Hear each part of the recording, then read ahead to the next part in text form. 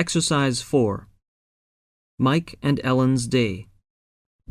Listen to Mike, Susan, and Ellen talk about their daily schedules. Complete the chart below as you listen. Hello, my name is Susan Miller. I'm a newspaper reporter. I'm taking a survey on people's daily schedule. Mike, could you tell me what your job is? Sure, I'm a bank manager. That's great. So what are your working hours? Well, it's a regular 9 to 5 office job, so I get up at 7 a.m. and get home around 6 p.m. That's okay, though I like to go out with my friends at night. I go to bed around 11. Thank you, Mike. What about you, Ellen? My job is a bit different. I'm a flight attendant. I start work at 6 in the morning, so I have to get up before 5 a.m. Wow, that's too early for me.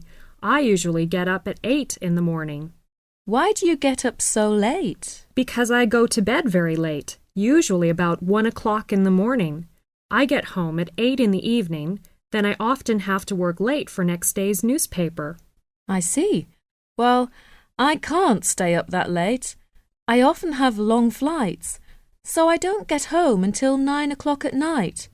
But I always go straight to bed around 10. Thank you very much, Ellen.